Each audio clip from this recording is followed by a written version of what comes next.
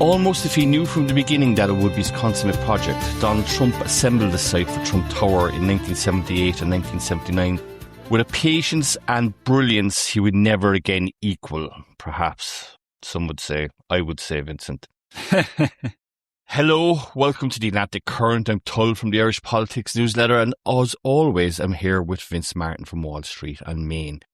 When we closed part 3, Donald Trump is in the process of closing his first major deal, the acquisition of the Commodore Hotel in Manhattan, which he will reopen as the Grand Hyatt. And we talked as well about Trump's ability to put his name out in the media and continually cosplay, as I'd say, as a major player in New York real estate. We teased his first profile in the New York Times in 1976.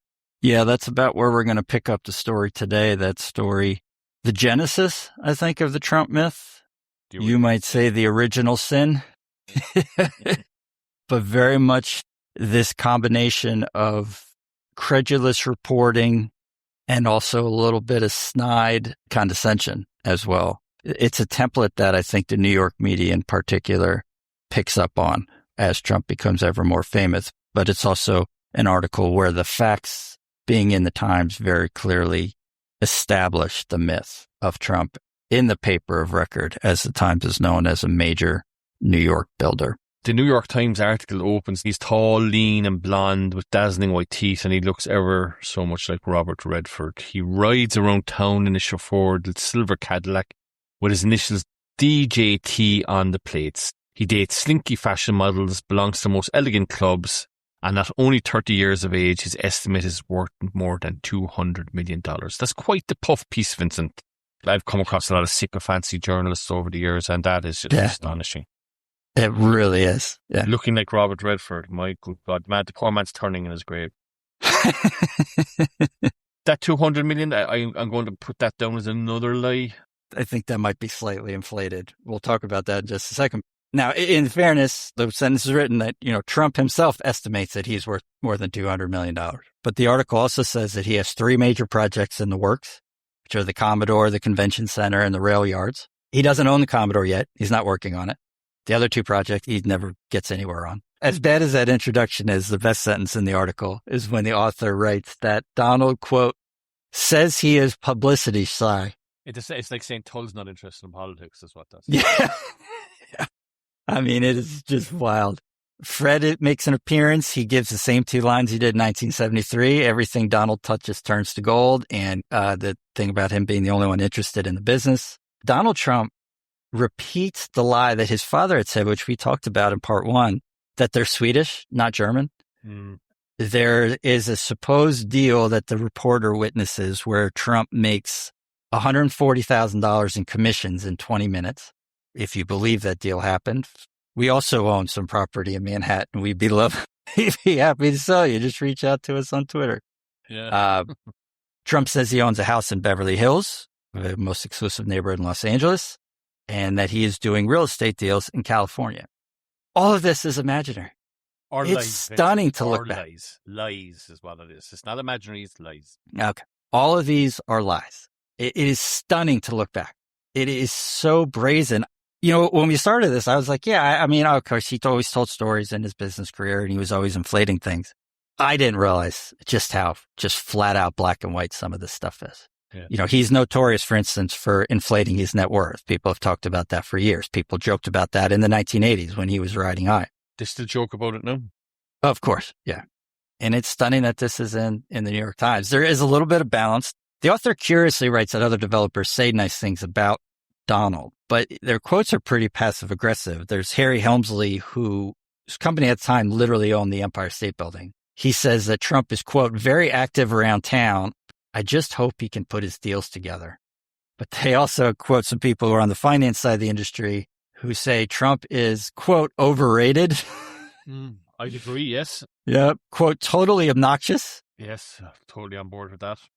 And the better one, quote, the chief beneficiary of his creativity has been his public image. It's quite an ironic quote from an article in the New York Times, really, isn't it? Yeah, that's just burnishing his public image without any evidence. Yeah. And Trump, Trump doesn't mind. I mean, I think he probably thinks that's a compliment, right?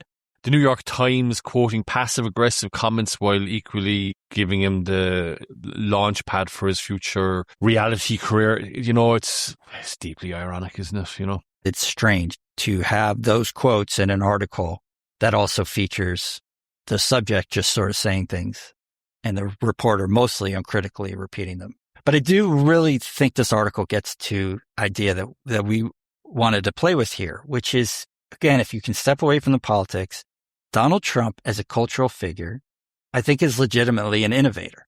And this article, as crazy as it is, really gets to that because there are people in American history, and I'm sure all over the world, who are just fabulous, right? Who are just doing what Trump is doing here and just saying outright lies. Yeah. And if you read about gossip columnists in Washington, D.C. or Hollywood in the 1950s, these kinds of stories, these puff pieces, as you say, they're kind of par for the course. It feels like an article in like Time magazine in 1960 and after Kennedy's been elected, right? And it's a photo spread and him and Jackie and the kids, and Jackie's going, oh yeah, he's home for dinner every night and he's reading bedtime stories to the kids. And, meanwhile, we find out 5 years later, he's in Palm Springs getting hammered with Frank Sinatra and sleeping with Marilyn Monroe. It's that kind of thing. And the other comparison people always make is with Trump is P.T. Barnum, who started like the big traveling circus here and was famous. Yeah. Hoaxes, did all these hoaxes and stunts. And it's kind of like the ultimate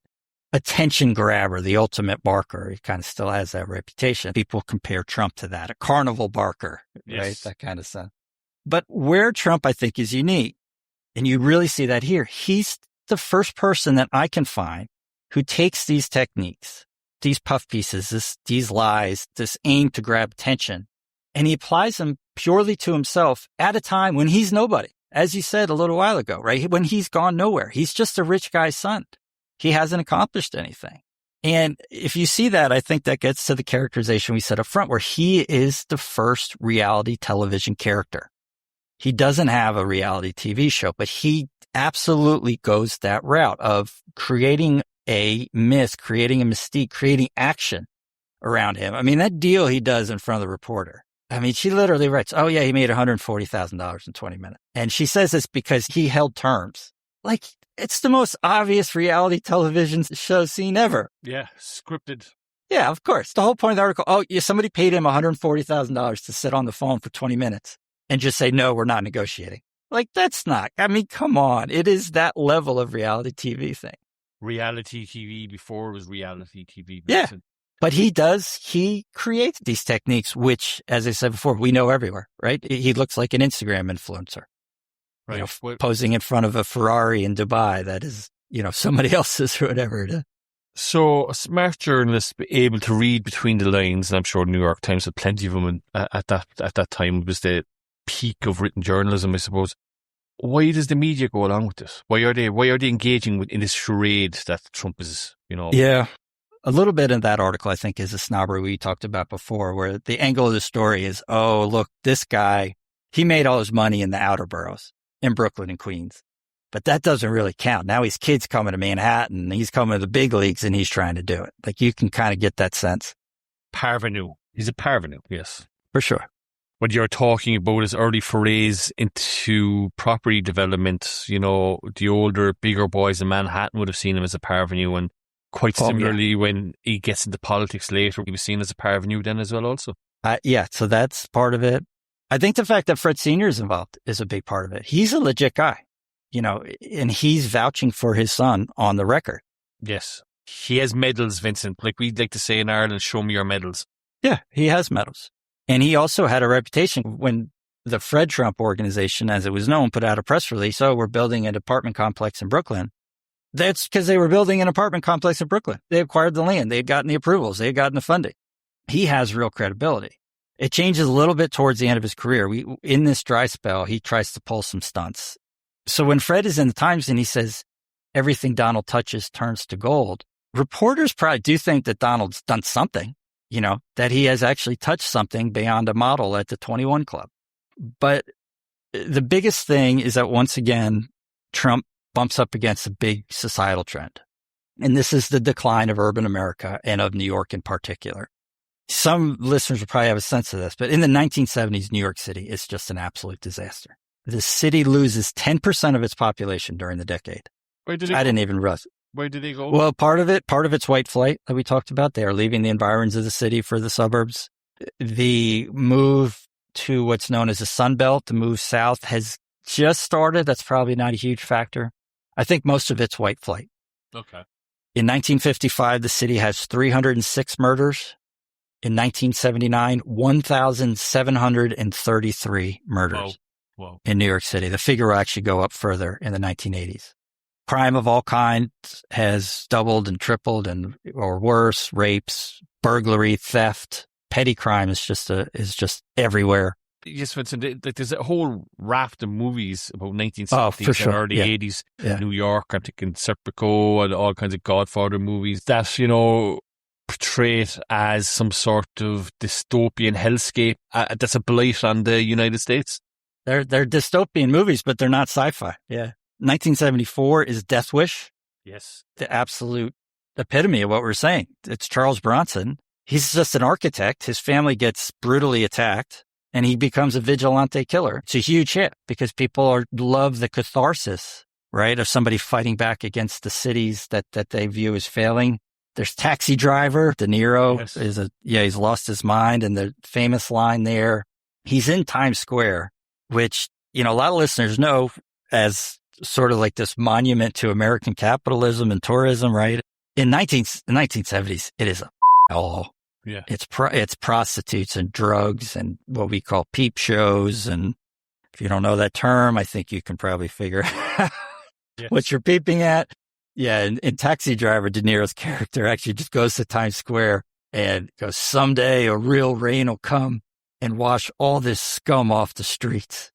I mean, that's to your point about what people think of cities at this point. That's like a wonderful encapsulation of it. Or The Warriors, which is a gang Warriors is a movie about a gang that literally has to fight across the entirety of New York City. Yes. People are like, oh yeah, it seems realistic. Yeah, if you're a gang and you're in the wrong neighborhood, you have to fight thousands of people to get home. So yeah, the movie's shot. That's not some like media created perception. People in the city think it's failing. In the South Bronx, there are fires every day. Apartment buildings are burning almost every day. At one point, there are 40 fires a day in the South Bronx. What's causing these fires, Vincent? At the time, people go, oh, look at these poor people, and they're just burning down their buildings. All these young kids, the police aren't there for fun. It comes out later. A lot of this is landlords. A lot of the buildings are insured, and the landlords are hiring people to burn them down because the neighborhood has gone down, but the insurance policy hasn't changed. Okay. The buildings are worth much more dead than alive, let's say. But there's an estimate that in the South Bronx, 80% of the housing stock was burned down. Whoa. There's a famous baseball game in the World Series. It's played at Yankee Stadium in the Bronx, and the camera pans over the stadium. I mean, there's 30 million people watching. The camera's panning. Oh, there's one building burning. There's another one. Massive apartment buildings on fire. Great. People are just like, what the New York City is bankrupt. They have to go to Gerald Ford, who's president, to get a loan. He says no. The New York Daily News has one of the most iconic headlines in American history. Ford to New York, drop dead. There's a sanitation strike, so there's garbage all over the place. They're laying off police and firefighters because they're out of money, because people have left, so the tax base has shrunk. So crime is going up, and they're laying off police. There's a blackout in 1977, which is famous. People just start looting in all these places. There's a serial killer in the middle of all this, the son of Sam. Yes, great. Yeah. I mean, there are people who have done entire podcast episodes and series on New York City in the 1970s. The rest is history. Actually did a brilliant one, which I do recommend. But there is a perception outside and inside that cities are on the way down. This is it's just a bad place. That external environment in this article highlights something you like to talk about, which is the idea of the story is too good to check, right? That's something we've seen in recent years with politicians and political characters, that when the story is, almost too good to be true, people want to be true, and they're just don't get into nitty gritty of it. I do think a big part of what's going on is just that people don't want to check the story. People don't want to publish another negative story. The idea that this guy who's 30, who's rich, who's good looking, as they say, you evince some skepticism there, bro. Yes. who some people think is quite good looking. The idea that he wants to come into Manhattan and invest this money and build the story that people want to hear. Another paper is covering the ferry terminal and how it needs to get built. They actually say, oh, this young guy, Donald Trump, he's put in this proposal. People should evaluate it. They don't check.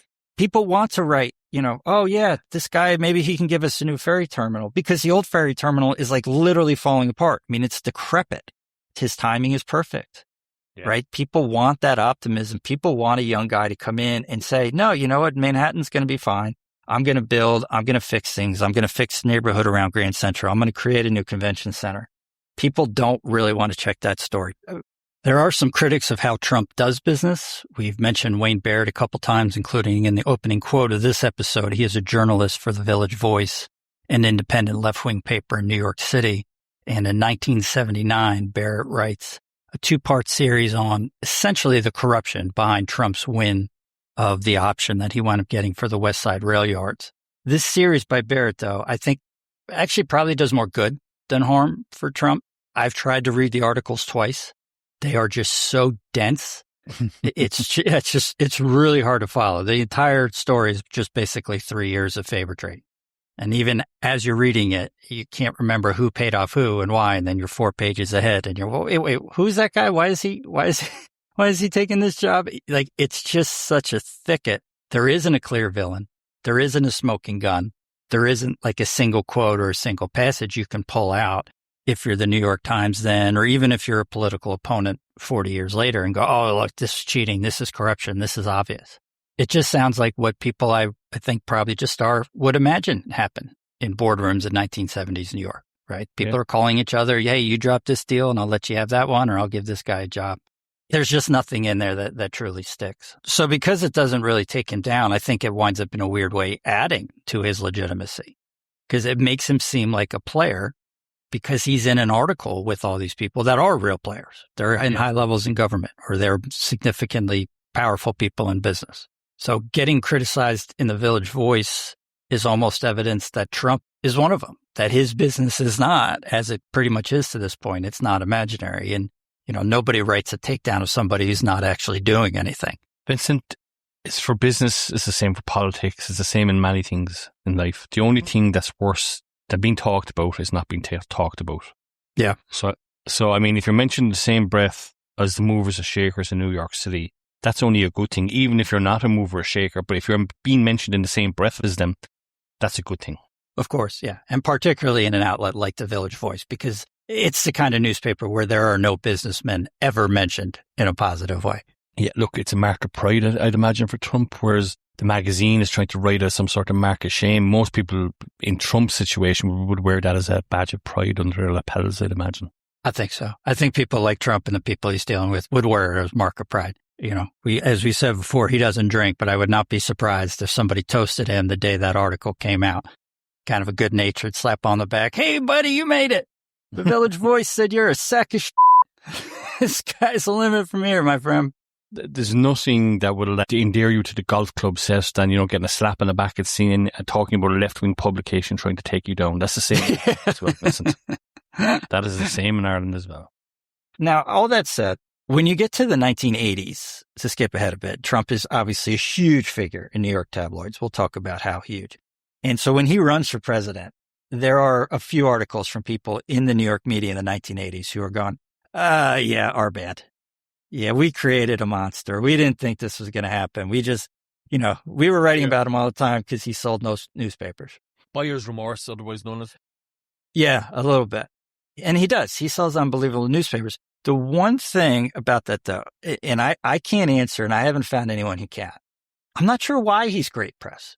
There is something intangible here. There is something that people want to read about him. He goes from getting mentions in the media to a little bit of TV to becoming a national star all the way because he's getting more and more coverage. But the only way he's getting more and more coverage is because people want to hear about him. And there does seem to be some kind of magnetism, some kind of charm. People are interested in him in a way that I don't think you can just blame on the media pushing out all these articles. People care about him positively and negatively from the jump. And again, there's something intangible and I think even a little inexplicable about that. Now, you might think it's inexplicable, but we used to see it in Ireland a lot in the noughties and stuff like that around the Celtic Tiger, that the media would fixate on a certain property developer. Can't name names now because of our defamation laws. Yeah. And, they're in Sunday Independent every week, or they're in some publication every week. And the media is just fixated on them. It's a virtuous circle. The more they print about them, the more people want to read about them. Yeah. And it's a symbiotic relationship, essentially, that, the media are feeding off their popularity and vice versa. Yeah, I think there's some truth to that.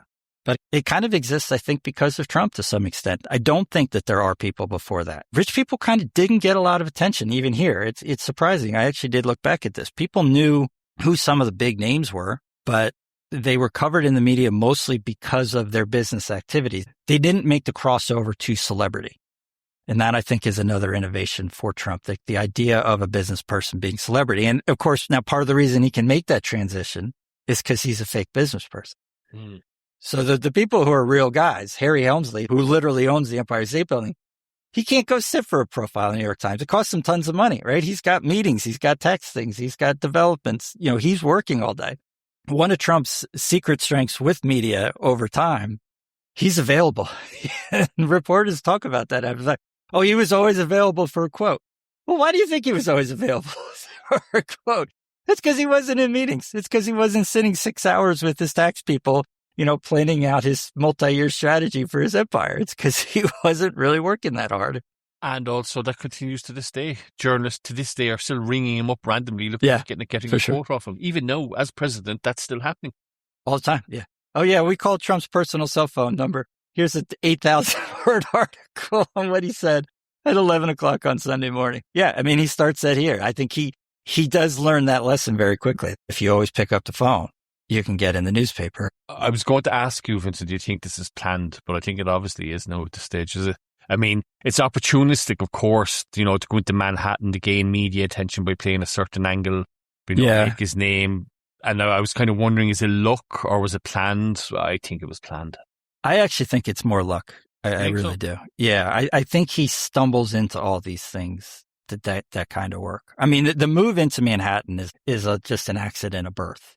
He has no connections. He can't really do anything outside of New York City. He needs Fred's backing, and he doesn't want to be in the other boroughs. So he just kind of winds up in Manhattan by default. It proves to be incredibly well timed because he basically starts doing projects in Manhattan when the city kind of bottoms out and starts its renaissance in the 1980s.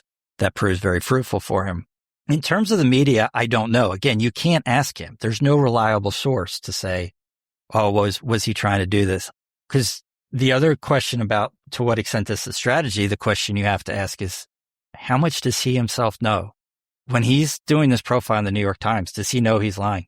This is a question that people still ask. They ask it about, for instance, 2020 election. Does Trump know he's lying? Or is it kind of a gray area? But when he's in the Times telling, oh, we're doing this, I think he has to know he's lying. So I guess that does go to the idea that there is some strategy, there is some intent here, perhaps. Yes, that goes back to my thinking that it's actually, some of it is planned, Yeah, I guess that's fair, suppose, Amid all this chaos, he finds the time, well, considering, as you said, he might not be working, he finds time to get married. He does. Married, yes. Yeah, he marries Ivana Winkelmeyer, born Ivana Zelnikova. She is from what is then called Czechoslovakia. Pretty interesting character herself. You could probably do a podcast series on her. There's a lot of gray areas and a lot of uncertainty. She had dated a man named George Sirovaka for almost a decade. While she's dating him, she gets married to an Austrian because that will give her a passport where she can actually leave Czechoslovakia and come back, see her family. She gets divorced. She moves to Canada with Sirovaka, the guy she originally dated. She's also in love with a poet at some point who dies in a car crash. It's one of those things, whatever source you read, the timeline, it just gets jumbled. So but it's a kind of a hazy, fun mess. She says at one point that she was on the Czech Olympic ski team, which is not true, but she is a good skier and she models a little bit. But Donald meets her in 1976. He manages to steal her away. That part too is fuzzy. Who did what when is not clear. It also, isn't it? A very famous. Yeah. I mean, Donald Trump hates immigrants, and he's, there's another immigrant in his life there. A Catholic immigrant, no less. She's raised Catholic. Yeah. The worst kind. Yeah. Yeah. She doesn't get her citizenship until 1988, which is kind of, for a lot of people, quite amusing, given his later politics. 2 of Trump's 3 wives are immigrants. Again, you're back to the multifaceted nature of whatever the hell is going on in Trump's head there, aren't you? Yeah. Yeah, for sure. Circle with immigrants on one level, but not on another level, you know? Yeah. Or he just believes the rules don't apply to him. Having your cake and eating it, as we say. Yeah. And buying a bigger cake and saying it's the biggest cake anybody ever saw. Yes. Yeah. But they are married in April 1977 at Marble Collegiate Church in Manhattan. This is the family's home church. The Trump family has gone there throughout Donald Trump's life.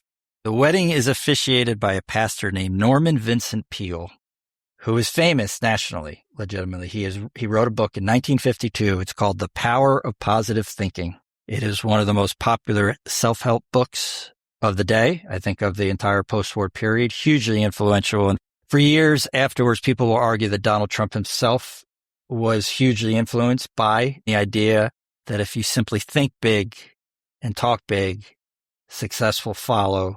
We will find out whether it works, but it is yet another way in which Trump just winds up being involved in these trends that shape America, this idea of self-help and later visualization, dream boards, manifestation. It's worked a charm from up to now. Up to where we are in his life at the moment, in his biography at the moment, it has worked a charm from.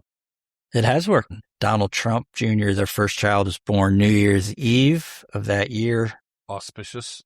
Incredibly, given his reputation, given his ego, it's actually not Donald Sr.'s decision to name the firstborn son after himself. It's Ivana's. She just tells Donald what the name is going to be. That's how she thinks it's supposed to work. Her belief is that since she carried the baby, she gets to name it. Okay. Yeah, which I actually don't think is a bad rule. At the very least, that does seem like a pretty good tiebreaker. To give a sense of how interested Donald Sr. is about the name of his firstborn son, his response to her allegedly is, quote, "What if he's a loser?" No. Trump saying that about his own son, that doesn't come as a surprise, does it? Yeah, there is a lot of ways you can take that. We're recording this a few months after President Donald Trump skipped Donald Jr.'s wedding with a pretty flimsy excuse. So some people will see some foreshadowing there, certainly. Yes, Freud would anyway, that's for sure. So Ivana carries the kid for 9 months, Donald Jr. She goes through the labor and she claims the naming rights like she's claiming something, a contested website or something like that. Well, I love the idea. Claiming naming rights is hysterical because she's claiming naming rights from a guy who names everything after himself. Yeah. She claims the naming rights and then just does it anyways. It's great. And as I said about Freud would be wondering, like, you know, Donald's immediate concern is not, is the child healthy, not will he have his hair. His first concern is, what if his son is a loser? Like, that's not father talking. That's a marketing consultant doing a risk assessment on a potential product line, you know? No recalls on her firstborn child, evidently. He's already treating his firstborn son as a licensing agreement. You know, that's what's going on here. Fine, put my name on it. But, you know, if the son is a write-off, I reserve the right to rename him something else. It's an incredible indictment of Trump's narcissism in terms of he's more worried about how his son might embarrass him, you know, than anything else. It's mad. The psychology of it is just quite mad, to be perfectly honest. It really is, yeah. This is a week before he's going to have his first child, which, yeah, that's usually not what's in your head. Right before you become a parent for the first time, that, you know, fear about your kid being a loser is usually pretty low down the list. That's absolutely a fair point. Yes, and you're going to try to make sure that he's not a loser. You know, you're planning life for him already, you know. Yeah, it's wild, but you do have to wonder how much of that, if anything, is Freddie Jr. We discussed in part 2 Freddie Jr.'s sad story. And at this point, I think Donald, in part because of what his father has told him, how his father views it, Donald pretty much sees Freddie as a loser. And if you wanted to cast a slightly more sympathetic perspective on what Donald's saying, you could say, you know, hey, maybe he sees a ghost, right? He's thinking, my father named his first son after himself and look how he turned out. What happens if I do the same thing? Do I wind up with the same result? Yes, a ghost. I wonder what ghost is. Is that Banquo's ghost out of Macbeth? I wonder. So as the decade opens, construction on the Commodore is underway. The project will open in September 1980. His first big deal, grand ceremony, governor's there, mayor, all that stuff. It is a major project by the standards of Manhattan at the time, in a pretty key neighborhood.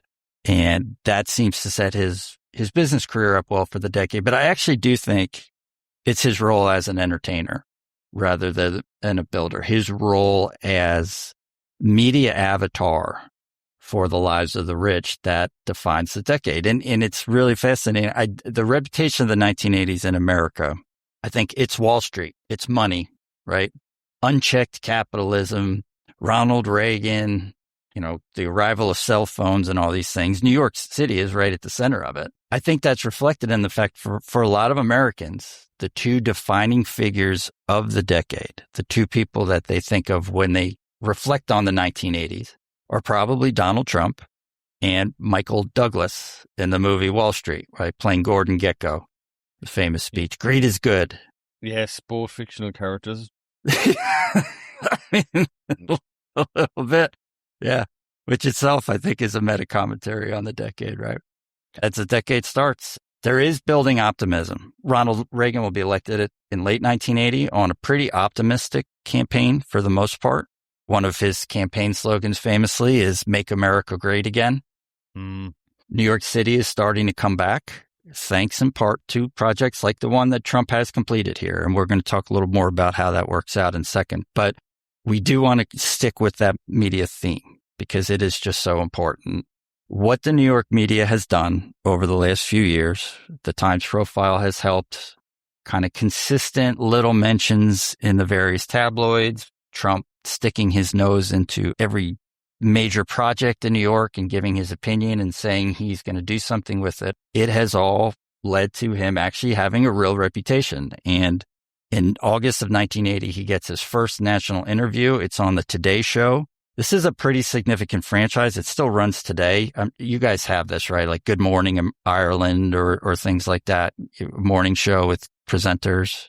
Yes, we do. Yes, Vincent, it's not a unique thing to the United States. Yeah, we have, and they're terrible, to be perfectly honest. They're the worst. It's the worst TV in the world. But they usually have people doing makeup on at 8:30 in the morning. I'm like, go away from me, leave me alone. Yeah, they're not known for their hard hitting journalism and fact checking here either, right? Yeah, it's if you want to be nasty, the word you use is vapid.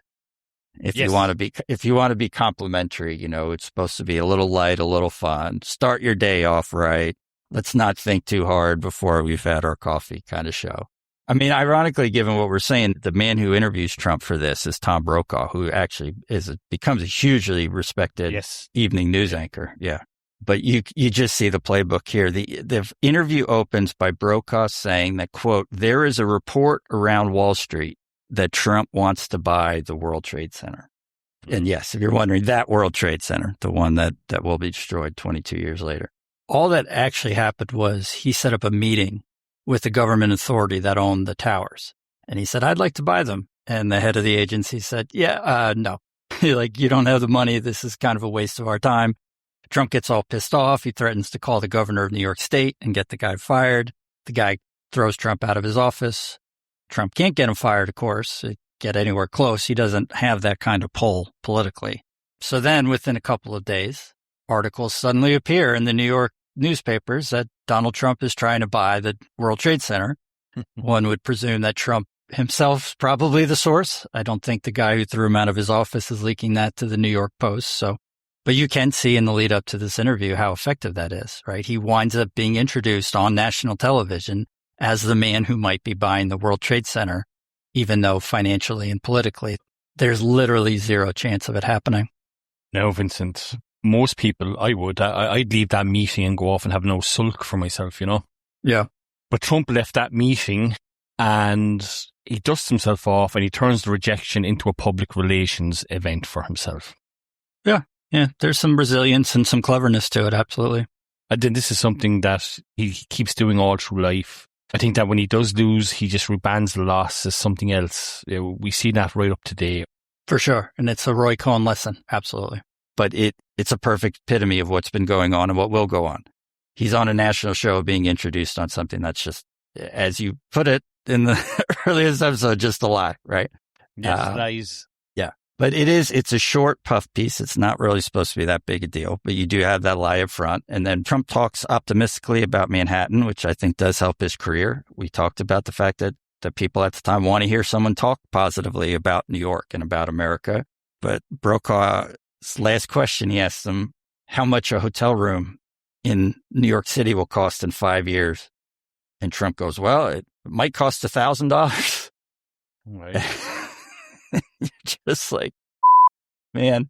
For reference, in 1985, as far as I can tell, the average hotel room price was about $90, $100. And how much is it now? I think now it's probably probably mid fours. It very much depends on what neighborhood you're choosing, what kind of hotel. But yeah, I mean, $1,000 is just, In October, he does a really, really long interview, potentially his biggest break. I actually don't think that's the case. So lies, Vincent, more lies. This interview is really proof of how embedded the Trump myth is. It's part of what will become a documentary released the next year, classic 80s. It's called Rona Barrett Looks at Today's Super Rich. Super rich is one word, and the first S is the dollar sign. Very clever, yes. Very clever, Mark. Yeah. And this interview has gone viral on occasion. I think a lot of viewers may see clips from it. He's 34 at the time. He's asked late in the interview if he wants to be president. So that clip kind of pops up every now and then. He says, oh, no, I wouldn't want to do that, quote, because I think it's a very mean life, which by that it means just too negative, too nasty. Politics are too nasty. How he changed his tune. Yeah. Well, the other one that's really stunning, if you want to talk about changing tunes, he and Barrett, towards the end of the interview, agreed that television has ruined politics. And today everybody's saying social media's ruined politics, which I 100% agree with personally. But 10 years ago, people are also saying the only reason Donald Trump got elected, and I think he said things along these lines himself, the only reason he got elected was because of television, right? Exactly, yes. Yeah, he himself, as president, not that long ago, reposted a clip from this where he's talking about Iran. In Iran, at the moment, American hostages have been held for almost a year, of course. So he had said in the interview, this is what happens when America's not tough. If we were respected, if we were tough, they never would have taken our hostages. We're going to get to how strange an interview this is in a second, but he also dismisses the Iran-Iraq war as two armies that basically don't have any weapons. At one point, he bizarrely says it's almost hand-to-hand combat. For some reason, he thinks they don't have guns or tanks or anything like that. Oh, well, yeah, chucking spears at each other, or I think that's what he's saying. I don't know, but this is a war that kills at least 500,000 people in 9 years. This is a brutal, brutal war. His response to it is bizarre. You do wonder kind of where he got that information. Considering it was highlighted at the time that it was one of the first modern uses of chemical warfare. Of course, chemical warfare has been around since World War I, but it was actually one of the first times, they were dropping it from jets and the like. Yeah. It's a really bizarre statement. This show is hosted by this woman, Rona Barrett, gossip columnist turned broadcast commentator. The interview is released as what they pitch as a documentary in 1981. Barrett says years later that the interview with Trump, believe it or not, was the pilot for a show that they wanted to develop. What's released is interviews with 6 people. As far as I can tell, what happened is basically they recorded 6 interviews that were supposed to be separate episodes. They realized it was terrible. So they just basically edited the 6 into one quote unquote documentary and put it out on a random Thursday night, and was never seen or heard from again until 2015. But to give you an idea of just how embedded the Trump myth is, Barrett says later on that the interview with Trump was supposed to be the pilot for a series in which he interviews self-made millionaires. Right. There's a problem there, obviously. Yeah, which he unquestionably is not. And when this interview is recorded, he has completed one project. Literally one. He has completed the Commodore. I mean, he is a millionaire. He is not self-made. The other people on here are all legit. We talked about Harry Helmsley earlier this episode. He's a high school dropout who at this point owns the Empire State Building. He's a self-made millionaire. Donald Trump is a rich kid. To further prove just how imaginary all this is, 2 minutes into the interview, Barrett says to Trump, "You're 34 years old." This might be the only true thing that's in the interview. "Your assets are considered to be over $1 billion. $1 billion, right? And what's he really worth? It's hard to say. I think 100 million is probably in the ballpark. He had said 200 million in 1976. It really shows you how he has managed to create a myth that at this point, I don't think really can ever be unwritten. It's just circulated so much, so fast. He has made himself, in the eyes of the media, into a billionaire. As I said earlier, there is kind of an accomplishment to that in a dark way, I think.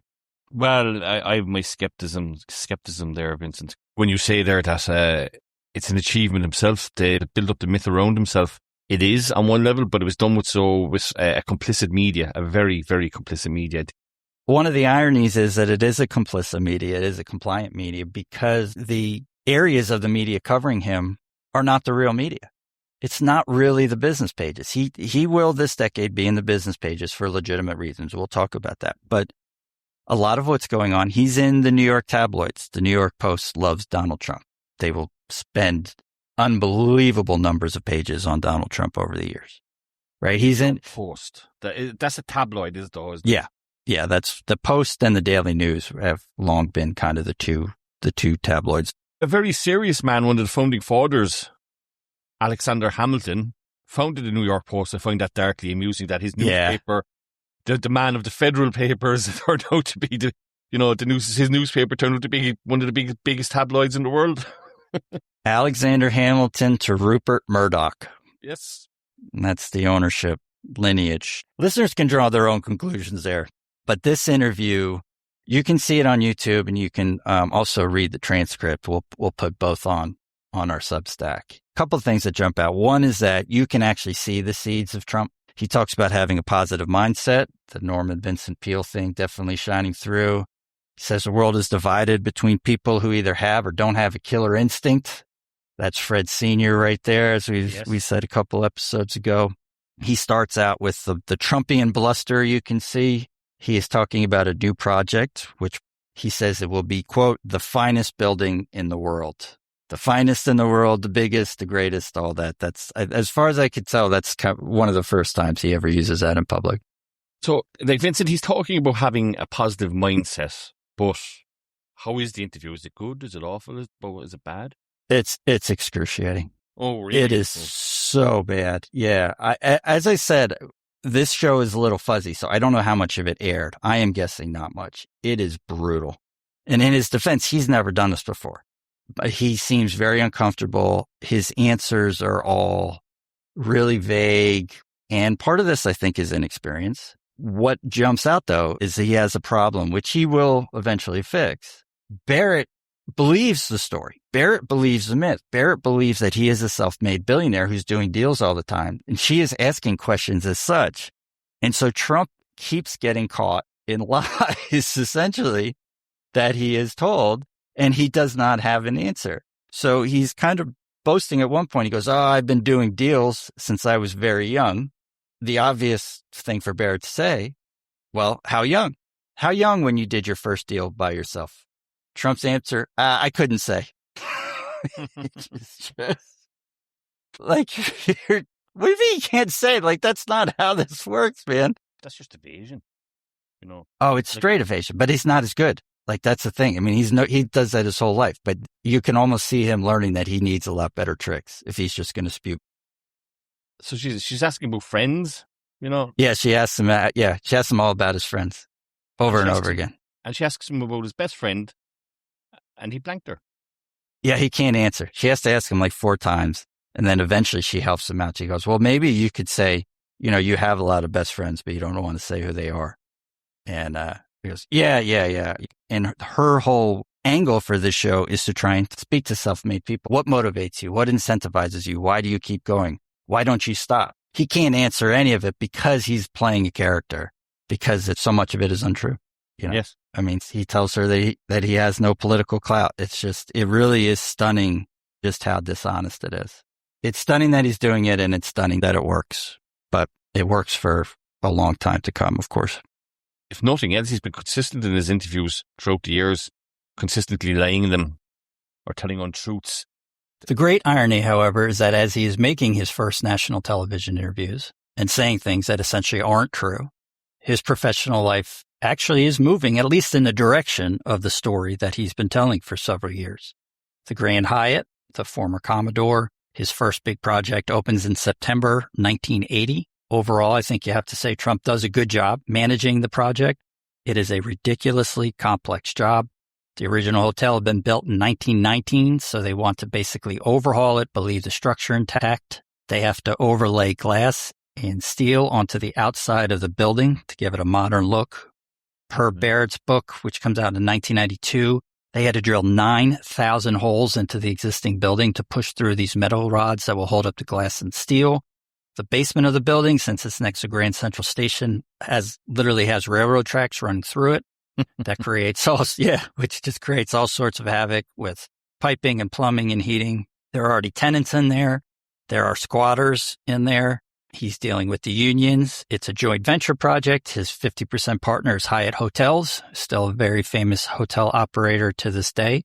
Yeah. He has to manage them and their expectations, their budgets. So it gets built and it works out reasonably well. And I do think you have to give him a little bit of credit, in large part because this is not the kind of project that you would normally start your career off with, certainly. No, it's taken on the persona of Trump himself, I think. A bit ridiculous, overbuilt, half improvised renovation of something that was already there. Yeah. And there are a lot of improvisations. One of the funniest ones, which is also very much Trump, particularly looking back, as they're starting construction, Donald and Ivana are moving into a new apartment. And with the help of an interior decorator, Ivana redoes the whole place. And Donald comes home one day and he goes, "Oh my God, this looks amazing. You should decorate the hotel." And he basically, God. It sounds like a horrible idea, right? Going from a 3,000 square foot apartment to a 1,400 room hotel. What can go wrong? And she does take a significant leadership role on the interiors. And hysterically, it actually works. People at times say, look, the interior of the building is great. The lobby is great.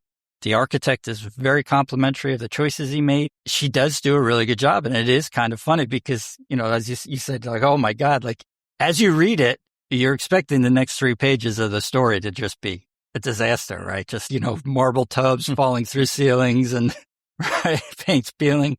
But, he improvises, he throws her in charge of it, and she does quite a good job. Trump loves interior design, though, doesn't he, Vince? I mean, he does. We've seen this with the White House. He's redesigning the Oval Office. He's redesigning reflecting pools. He's building a new ballroom. But he really does interior design, and he loves interior design. I think he missed his calling there, didn't he? It will be a theme throughout his career that he is actually way more, legitimately more interested in the design of the buildings than in their financial statements and how they get financed, than in being like his father and maximizing every single dollar of cash flow they make. Right. You're right. He absolutely does sincerely love it. And you see that throughout his business career. I mean, you're talking about the ballroom in the White House. That's something he wanted to do. He redecorated the Oval Office twice. That's something he wanted to do. We have reporting from all over the place. He took that stuff very seriously. It was a priority for him. To your point, he loves it. He thinks it's fun. It's not a political move. It's not some Machiavellian thing to build a ballroom. And in fact, the Grand Hyatt project, his first project, includes what they say at the time is the largest ballroom in all of New York City, which was very funny in that context. Yes, everything comes a full circle, doesn't it? He's trying to build the biggest ballroom in Washington. So yeah.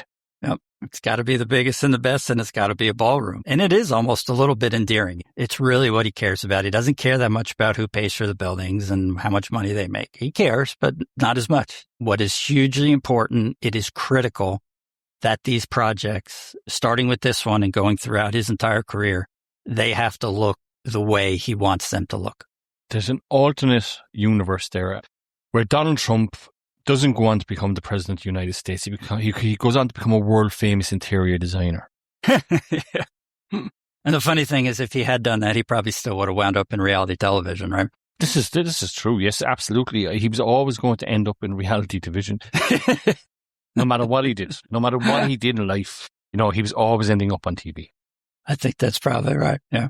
Now, again, there are people who have a lot of criticisms of this project, and Barrett gives us a lot of detail on something you brought up earlier, the idea of Trump's connection to organized crime, to the mob. In this project, Trump clearly is working with entities and with people who are, if not outright in the mob, are very, very connected and very close. And to what extent he knows what when is not clear. He explains this in later interviews, probably not completely dishonestly, by saying that part of the problem for him was that he actually didn't really know who was connected. So he puts out an example of, you put out a concrete project for bid, one bid comes in, it's a lot higher than you would have expected. So you're waiting for more bidders to come in at kind of the market rate and nobody shows up. If you're Donald Trump, you can kind of figure out what's going on here, right? The first bidder was probably connected and they use those connections to kind of keep any competitors away from the project, allowing them to bid at an above market rate. But if you're Donald Trump, what are you supposed to do at that point? Like, a lot of his projects have a very faint Sicilian smell about the old deal, don't they?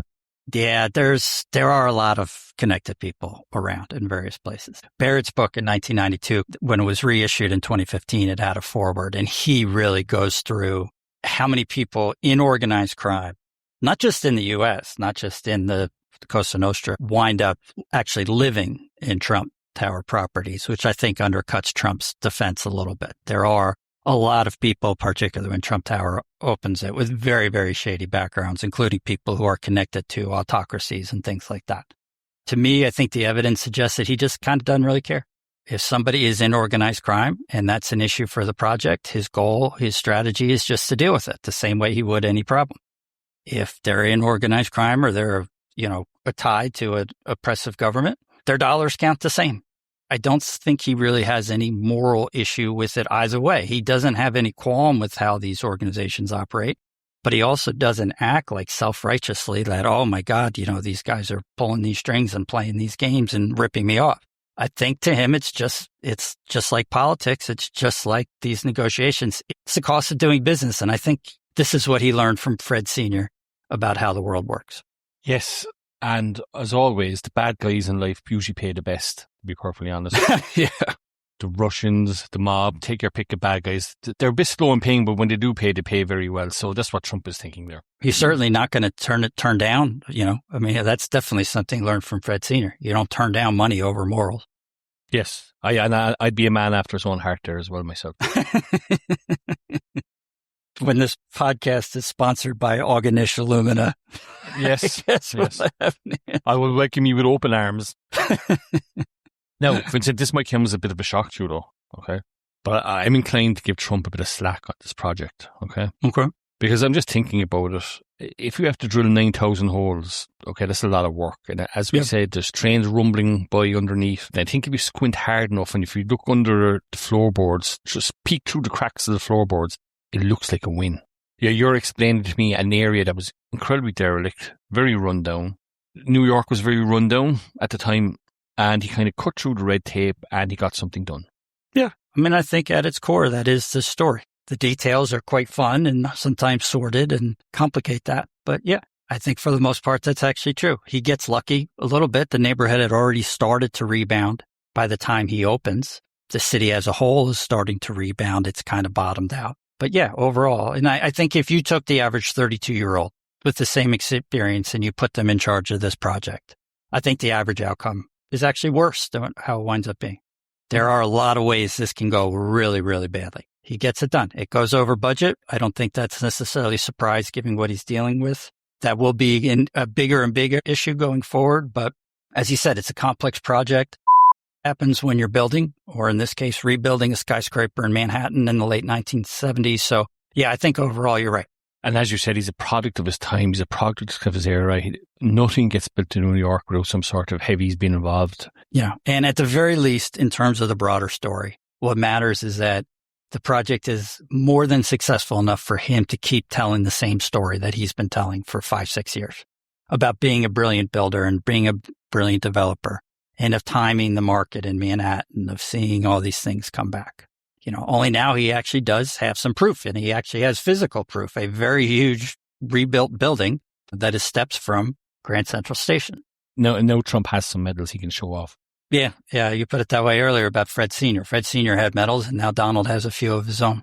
Now, is it enough to keep the story, though? The idea of him being a master developer, master businessman? Yeah, he's going to need more. It's not quite that big a project. It's not a famous neighborhood altering project. It's part of several that go up in the area. So he needs one more big win. And as the Grand Hyatt is opening, he is underway on his next deal, which is his best deal. You opened with that quote from Barrett, and that quote is about what will become known as and remains known as Trump Tower. It is his consummate project. As you said in the open, Barrett writes that it requires, quote, patience and brilliance. And I want to put that compliment into some context. Again, Barrett wrote about Trump in the Village Voice in 1979. And in that article, he essentially accused Trump of being corrupt.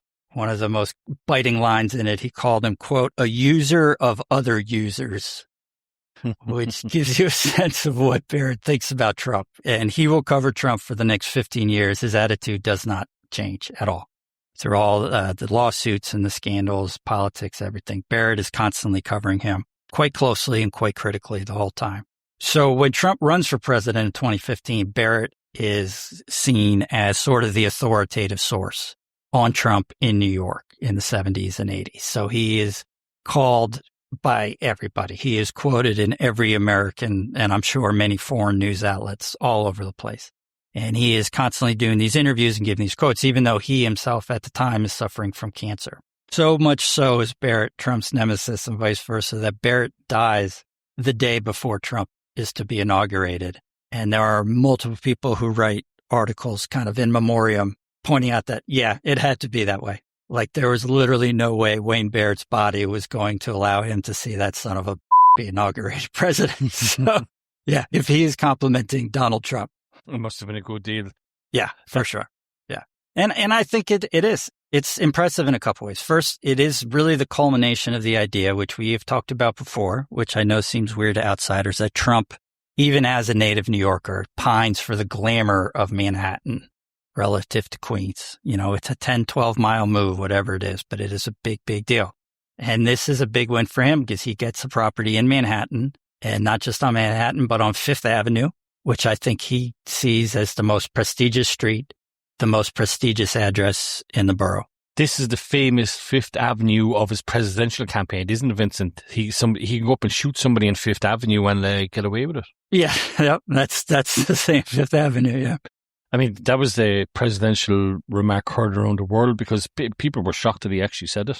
They really were. But I think there's a reason he chose Fifth Avenue, because I think to him, it's almost the center of the universe. If you go back to like the pre-war period, it's where the most famous and wealthiest people of the day lived, the highest class address, the highest class neighborhood in New York. And he has scouted out a department store on Fifth Avenue, which is just a couple blocks south of the southeast corner of Central Park.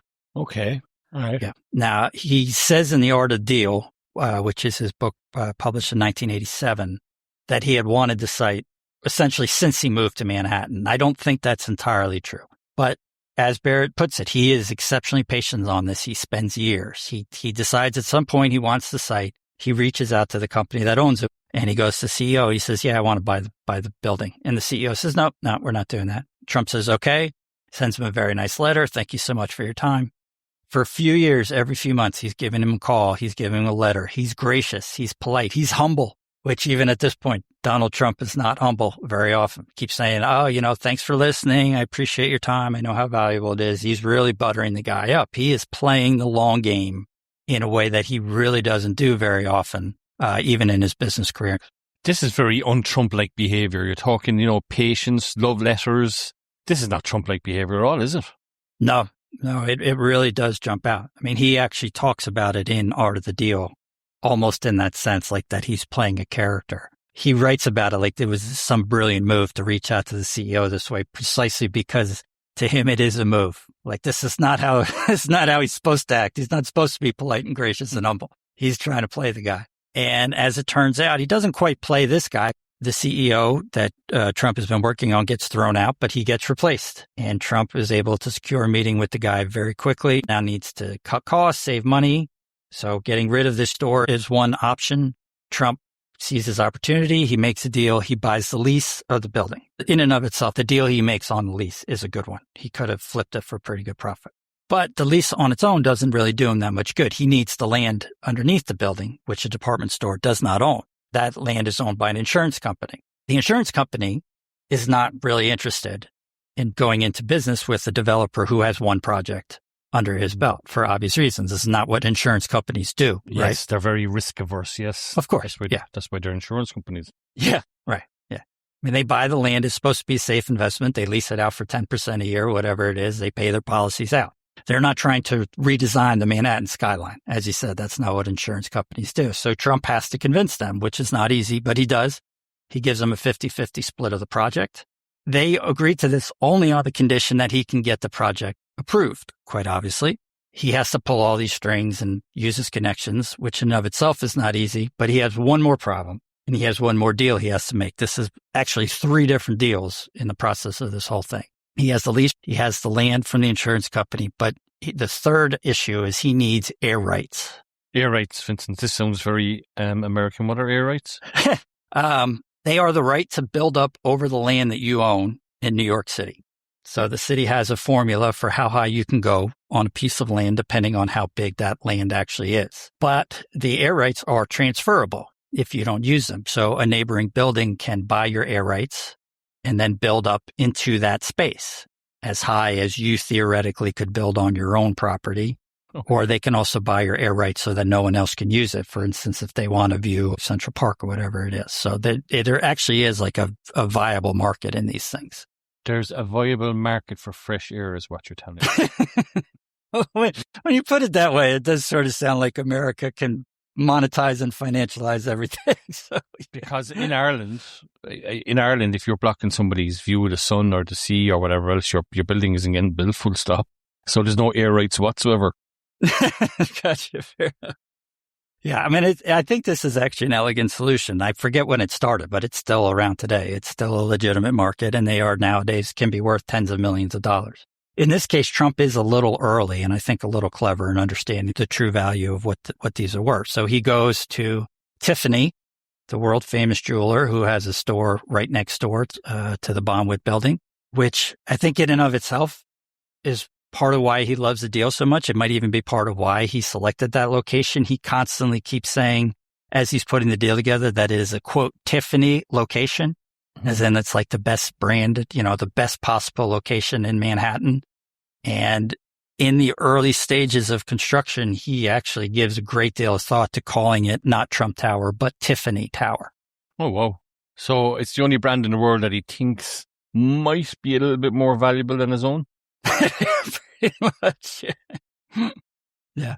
And to skip ahead a little bit, his 4th child will be born in 1993, and her name is Tiffany. I didn't even know he had a daughter named Tiffany. That's the honest to God truth. Yeah, she's from Marla Maples, the second wife, and she really is just kind of forgotten. Like she gets just nowhere near the coverage of the 3 he had with Ivana or Barron, his son with Melania. But yeah, it is very funny. Once he has kids with women who aren't Ivana, and he has naming rights. He does Tiffany after the jewelry store next to his development, and he does Barron after his made-up publicist. So this is outstanding. Love the story. So he gets the deal with Tiffany. He has the air rights. He has to go through the approval process, which requires all sorts of negotiations and wheezes, and I'm sure something that could at least be possibly construed as a bribe or two, but he gets it done. He has approval for a 58-story building. Because he's put the deal together this way, it is now going to be the tallest building in the neighborhood. And most importantly, what that means is on the upper floors, you're going to have a really great view of Central Park just a few blocks away. It is incredibly complex. It's really just all sorts of moving parts. And look, he nails it. He really does. So Central Park, Vincent, that is the go-to view for everybody on the New York skyline, yeah? Yeah, it's certainly the only pretty natural thing you can look at while still being in a location that you want to be in.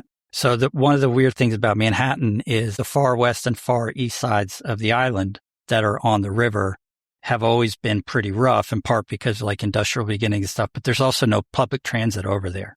So you can be like, oh, wouldn't it be neat to live in like a high rise over on the west side of Manhattan? You could have a view of Statue of Liberty, things like that. But you're kind of marooned. You're away from the best restaurants and things like that. So the reason a Central Park view is kind of so desirable, and a near Central Park location is so desirable, as you have the best of both worlds. Yes, the biggest central city park in the world. The second biggest is actually Phoenix Park in Dublin, would you believe? How about that? Yeah, I would believe that. It's massive. Yeah. So this tower that we're talking about, this is Trump Tower, where Trump lives to this day, yes? Yep, there are some other Trump-branded projects in Manhattan that come later, but this is the one that everybody knows. It's one you hear about all the time. It's where he lives when he's not in the Oval Office, or Mar-a-Lago, of course. It's where The Apprentice TV show was shot. You will still hear to this day the reference to Trump coming down the escalator to start his presidential campaign in 2015. The golden escalator is in Trump Tower as well. Yep. So this is the famous Trump Tower, and it's probably the single best example of what the Trump myth has been built on. And one of the few times, ironically enough, where the myth and the reality have actually lined up together. Yeah, I think that's absolutely right. I think it's also sort of an homage to the power of positive thinking, right? He spent all these years pretending that he was a world-class developer and an unbelievable negotiator and was creating all these great things, and he just kept saying it. And yeah, you know what? In this instance, I think he is a world-class developer and a world-class negotiator. It's a massive project and a massive win. Yep. Now, Vincent, how much does something like this cost to build at the time? The New York Times reports a few years later that the total cost, including interest expense on kind of the bridge loans that they need to fund it up front, totaled $201 million. That's a lot of money today. It's a lot of money for the time as well. Yeah, I think it translates about $650, $700 million in modern money. It's a huge, huge project. Yeah, it's a big deal, even by the standards of New York, as a building boom is kind of kicking off here. But for all that spending, the Time also reports that within a few months, they had sold 251 apartments, nearly all of them, for a total of $277 million. So the apartment sales alone, they've made their money back plus, 35%, something like that. Trump himself makes $11 million on commissions for selling the apartments. He and the insurance company split rents from commercial and retail space downstairs. That is $17 million a year to begin with. So Trump's pulling in $8 million plus a year off that deal. And then he gets his own penthouse. He gets a 3-floor penthouse as part of the deal. So financially, it's a stunning win. It pays for itself almost instantly. And then he is just printing money off it for years to come. A 3-floor penthouse. Okay. Yeah. Well, how big is this exactly? What do we keep saying? I say it depends on who you ask, right? Footage-wise is what I mean. Well, no, I know exactly what you mean. But Trump for years says it's 30,000 square feet. And it's also worth noting that it's located on the 66th, 67th, and 68th floors of the building. Listeners who are paying attention may remember that we said it's a 58-story building. So there's a little bit of inflation there as well. But it actually comes out years later that the penthouse is not 30,000 square feet. It's 11,000. And this gets a lot of publicity during his civil trial for fraud in New York State, which is the one where they accused him of inflating the value of his assets so that he could borrow more money against them. Well, but we're not going to quibble over a couple of thousand feet of property, prime property in Manhattan, because even if it's only 11,000 feet, it's still worth tens of millions today anyway, isn't it? Yeah, as far as I can tell, I think a reasonable estimate's like 60 million, wow. 60, 70 million. I mean, it's 11,000 feet. You can put his presidential library in there. I don't think that's anywhere near enough for the monument he wants to build to himself for all time. Yeah. I mean, he needs somewhere to put his Qatari jet, doesn't he? That's true. Yeah, the jet won't even fit in Trump Tower. Yeah. No.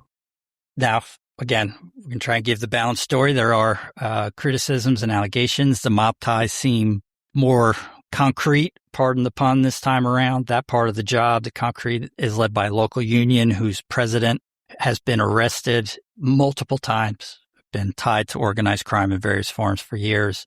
There's actually an investigation into this man, John Cody. Trump is subpoenaed as part of the investigation because the government believes that Trump himself has actually been strong-armed into giving Cody an apartment in Trump Tower in the finished building for free as part of the bidding process. Okay, Vincent, in the interest of me not being balanced, did he give him an apartment? I mean, there's certainly some evidence. Yeah. This gentleman, Cody, had a very close female associate who wound up owning one apartment and then a little later on 2 apartments with financial backing that seemed kind of suspiciously thin, let's say. Trump battles her for like a decade or something before she's finally evicted. There's also a citywide strike going on around the time that Trump Tower is being built. But for magical reasons, the strike does not affect Trump Tower. Right, yeah. When you say a citywide strike, you mean all the unions go to Downing tools and head down to the strike? Yeah, I forget. I mean, we kind of talked about that, how screwed up New York City at the time. I honestly don't remember offhand which strike. They're just, people are just striking all the time because they're pissed off. There's another scandal that pops up occasionally during his political career. For the demolition and the construction of Trump Tower, he uses what is known as the Polish Brigade. There are about 200 undocumented workers from Poland organized under the auspices of a reported window washing company. Trump uncertainly knows that they're undocumented. He comes to an agreement with the union over it. He says, he'll pay into the union pension as part of this agreement. He stiffs the union. He gets sued. The undocumented workers sue him over safety violations. And because even though he's paying them a cut rate, they still don't get all the money that they were promised. Yeah. And that lawsuit, believe it or not, doesn't get settled until 1998. So about, 15 years after Trump Tower actually opens.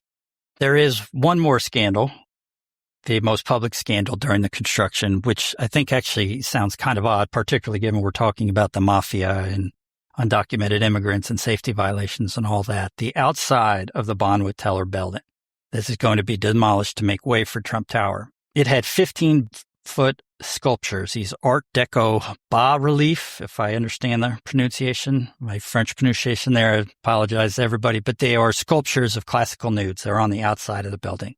And as part of the approval of the project by the city, Trump agrees that he's going to keep the sculptures intact and he will donate them to the Metropolitan Museum of Art. Personally, I do love a nude statue, Vincent. I do. And they sound like they're right up the Metropolitan Art Museum of Arts. Yeah, I mean, they talk about they're exceptionally excited for this. They have like a little collection. They're trying to preserve some of these architectural elements as the city is started to change, as this building boom is starting. But instead of the sculptures being given to the Met, instead they are literally jackhammered into pieces by the Polish Brigade. You know what, Vincent? Do you know where you don't go if you don't like naked statues? I don't know where. Well, you stay the hell out of Italy. That's where you don't go. I mean, I can tell you that much. The only expertise I have in naked statues is that there's lots of them in Italy. Well, I mean, the problem here for Trump is not, I think, whether he likes the statues or not. It's just that they cost him money, and it slows down the process to carefully take them down during demolition. It's just a lot quicker and a lot cheaper to jackhammer them into pieces. They're up on the 9th floor of the existing building, and he just doesn't feel like doing it. Now, he will say in later years that his concern was safety. He says, imagine if we tried to pull these down and they fell and landed on people. I'm a little bit skeptical of that. Just a little? Yeah, just a little. I don't think the city would have insisted that he keep these sculptures as part of the agreement if it also created a risk of pancake death to just pedestrians wandering by. But there is another better reason to be skeptical, which is, at the time, this is not the explanation from the Trump organization. The sculptures are destroyed in June 1980, and the New York Times writes a story about it. They interview a vice president for the Trump organization. He says something very different. He doesn't say anything about safety. He says, well, the reason we destroyed them, they weren't worth anything. They weren't valuable. Now, why the Met wanted these things that weren't worth anything is not clear.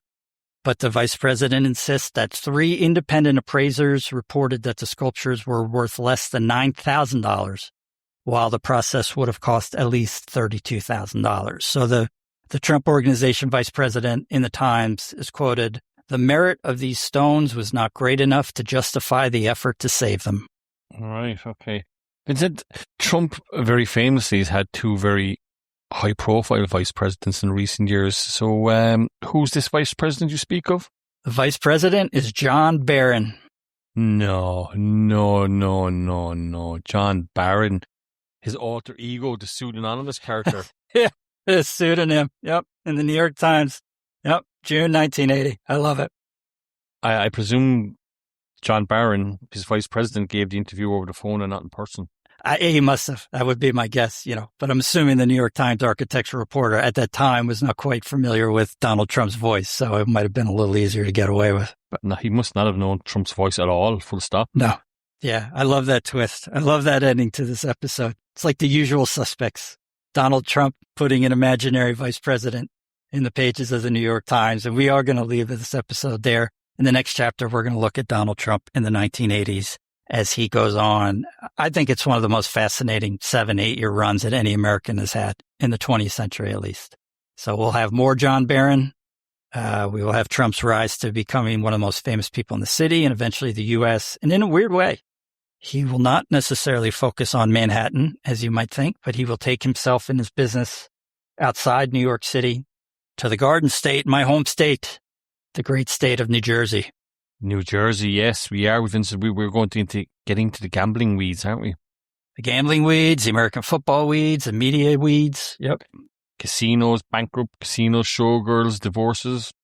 Yep, prize fights, more mafia allegations. It's got to be all, folks. It's like it really does. It's like a mob movie of some sort.